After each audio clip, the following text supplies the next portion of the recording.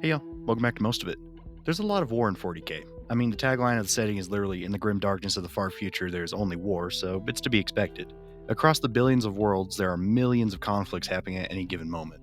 Some for the most pettiest of reasons, such as someone stole your trinket, and others as intense as vessels of the dark gods trying to eat your children. With all this war going on, it's easy to forget what each faction is really fighting for. But that's actually a good question. What is each faction's main end goal? Well, I'm here to hopefully answer that question today. Through the use of lore and a handful of speculation, I will detail what exactly the win condition of each 40k faction is. So without further ado, let's get into this. So first up, the Imperium of Man, and I think there's actually a couple answers to this one for them. Beginning with the Emperor, his main goal is always to secure humanity's survival. Say whatever you want about his methods, but it's undeniable that Big E was playing the long game on behalf of all humanity. The Emperor saw that chaos was by far the greatest threat to humanity, and also saw that humanity was partially the reason that chaos was as strong as it was. Chaos fed off human souls and thoughts more than any other race, and so Big E decided to essentially try and remove humanity from the game entirely. Initially, this would be through the use of the webway, through which humanity could be mostly removed from real space and isolated from the warp and safe pockets of the webway. Over time, this would also prompt humanity to ascend to become a fully psychic race similar to the Eldar, but then a big red idiot named Magnus the Red kinda took a fat dump all over that plan. After Magnus's folly, I don't honestly think the Emperor had a backup plan for humanity, and currently he isn't exactly open to being interviewed, so who knows what he's cooking up. But after Big E was sat on the Golden Throne, the Imperium kind of lost its way for a bit, and I'd say their main goal was like the end of Halo Reach, survive by any means necessary. Without the leaders that were the Emperor and the Primarchs, the High Lords of Terra just made a huge mess of everything, and we're just now starting to come out of it. After Guilliman's return, the Imperium is beginning to get its crap together and reuniting for their current goal, which I'd say is to again survive, but also to recover. Gilliman has been crusading all over the place as of late and retaking a lot of worlds that were lost who knows how long ago. Of course, this is all current goals, so what is the Imperium's end goal? Well, I'd say it's to get the Emperor back. Love him or hate him, the fact remains that Big E is the only true hope for humanity left. Even if all the loyalist Primarchs are turned, without the Emperor, they still will not be able to completely destroy the manifold of threats to humanity present currently. Also, there's the fact that the Golden Throne is slowly but surely failing, which will eventually kill Big E, which is only adding fuel to the fire. So overall, currently I'd say the Imperium's main goal is to survive, revive the Emperor, and then somehow salvage his original plan. But who knows, the Emperor may have thought up something better. He's definitely had plenty of time to think lately. For Admech, I'd say their goal is pretty obvious. They want to recover all of the lost stuff from the Dark Age of technology. Through some means that really only they are aware of, this will cause humanity to ascend to become the perfect blend of flesh and machine, with the Omnissiah and the Machine God walking among them as perfected beings. This being possible is still up for debate, but a tech priest can dream.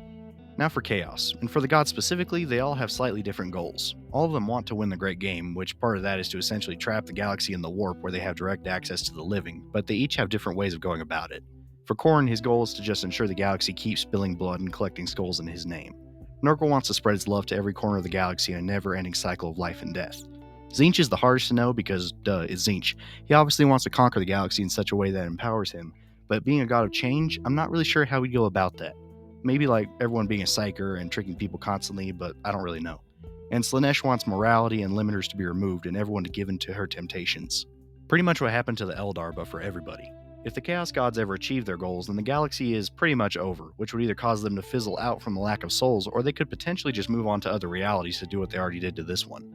The Chaos Gods are so unknowable that it's hard to determine what they really want, but it's pretty much just the galaxy's destruction overall. The Chaos Space Marines may follow their gods, but they do still manage to have some differing goals on occasion. The Black Legion, Iron Warriors, and Wordbearers are all bitter to the end, and they just pretty much want to see the Imperium fall by any means necessary, with the Wordbearers specifically, I believe, wanting to further prove the Emperor's divinity and then somehow destroy him. A good amount of the Death Guard just want to spread Nurgle's love to the galaxy as a whole, but I think Mortarion specifically kinda wants to find a way to redeem himself. He seems to be the demon Primarch to commit to his god the least, which is why he still mostly looks like a human, unlike his brothers, and so I believe someday he will try, and maybe even succeed, to get himself free of the Plague God's clutches. Same with Magnus and the Thousand Sons, honestly. Other than repeatedly attacking Fenris, the Thousand Sons' main goal has been freeing themselves, as they really don't want to follow Tzeentch, at least not to the degree that they do now. Heck, Magnus even tasked Armin with finding a way to free them all. Now, whether this will actually happen, I'm gonna say probably not. If I had to choose a god to break free of, my last choice would be Tzeentch personally. That freak probably has got contingencies upon contingencies, or not, who knows, it's Tzeentch. Fulgrim and the Emperor's Children are the most unserious of the Chaos Legions in my opinion, as they are just kinda massive trolls. Nothing really matters, and there's no stakes for them, so they really just want to get their rocks off making others suffer, and bring others into the cult of the Prince of Pleasure. Ingrid and the World Eaters say it better than I ever could. Kill, maim, burn. There you go. That's about as far as World Eater planning sessions go. I'd say the World Eaters are the Chaos Legion most in tune with their god, as they're just insane and just want to kill stuff and nothing really matters to them. So overall, for the Chaos Legions, most have goals in line with their respective gods, except for some of the Primarchs. Alright, now for the fun part, the Xenos of the setting, starting with the Eldari. After the Cataclysm that was the birth of Slaanesh, the Eldar's goal is pretty simple: survive, hopefully until they can rebuild their race to even a shadow of its former glory. They also hope to one day destroy Slaanesh with Iniad and reunite the Eldar Pantheon, with the race once again ascending to their rightful spot as owners of the galaxy beside their gods.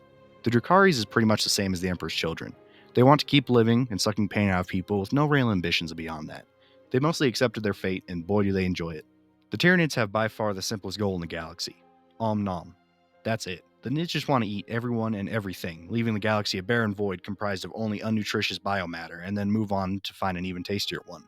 I have seen some theories that the hive mind wants to essentially seed this universe with only Tyranid life, but I got a few issues with that. First off, what would they eat?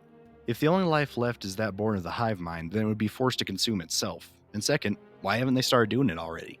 The Tyranids have taken multiple planets and systems, yet as far as I'm aware, they've never hung around and instead just move on to their next meal. Also, I'm just not a believer in the theory that the hive mind is an intelligent being. I'd say it's cunning and adaptable, but relies more on instinct and senses than strategy like a wild animal does. Or I'd even say it's more similar to a computer, where it gets new information and spits out a new result, rather than having to mull it over and actually strategize and think about it, if you get my drift. On to the Leagues of Votann. Just like everyone else in the setting, they just want to live to see tomorrow, but they want to do it while maintaining their culture and way of life. This mostly is dependent on them finding a way to repair the ancestor cores and keep them running and making new kin. Overall, the League's goals are pretty simple, but I don't think they'll be able to pull it off on their own. I think in order to stabilize the cores, the Votann will need the help of the Admech, and more specifically Belisarius Cawl. Can you imagine how giddy Cawl would be to work on one of those things? It would be like Christmas for him. Now, the odds of this ever happening are laughable, as first off, the kin would have to ask for help from the Admech, who they really don't like, and they would have to let a non-kin work on the cores, which is also just never happening. The Necrons' goals are actually pretty similar to the Eldars, other than the fact that they are way more powerful. The Necrons want to rebuild their empire to its former greatness, although most of the dynasties disagree on how to exactly do this. Some, like the Zarakan dynasty, want to return to being flesh, while others, like the Sawteks, just want to conquer the galaxy, which has made them some of the most aggressive of the Necrons when it comes to expansions and stuff. The Necrons are pretty even with the Imperium when it comes to infighting between the different dynasties, but they all share a common goal: kicking the kids off their lawns. Orcs are right with the Tyranids in terms of simplicity. They want a good scrap, and that's it. It doesn't matter where, when, or how, the Greenskins just want to fight anyone and anything. Although some orcs have taken this urge for battle and deepened it, so they desire to cause a wall large enough to actually bring Gork and Mork into real space. This will essentially cause the universe to be destroyed as the Greenskins crump too much, causing everyone and everything to be destroyed, with them potentially setting their eyes on other places or even the warp itself for new enemies to fight. And finally, the Tau Empire. The Tau want to spread their philosophy of the greater good to all corners of the galaxy, with all races eventually coming together and working for the good of their neighbors. Or at least that's what they say. I think that's the goal of the Empire as a whole, but the leaders, the Ethereals, I believe have a very different goal. I think the Ethereals want to rule the galaxy, but with a facade of righteousness over the top of it. I mean, just look at what they're already doing. Sterilizations, caste systems, segregation. It all seems pretty authoritarian to me. Now imagine all that, but on a galaxy-wide level. It'd be nice if you're at the top, but if you're on the lower rungs of the ladder, you're going to get stepped on. So overall, I'd say the Tau's goal is pretty much the same as any other civilization: controlling and expanding their empire. So that's all of them, and if you ask me which is most likely to happen, I'd say either Necrons or Tyranids. The Tyranids' goal is so simple that it's kind of hard to mess up, especially considering they're a hive mind and don't have free will, and the Necrons have a device that with a touch blows up suns. I'm sorry, but you can't tell me that if the Necrons wanted to, they couldn't trash the whole galaxy. But with all that said, thanks for watching, y'all. Like and subscribe if you enjoyed the video, and let me know what you think the goals of all the factions are and how feasible they are. Be sure to check out my community tab where I post memes and run polls from time to time, and with all that said, you have a great day, and I'll see y'all later.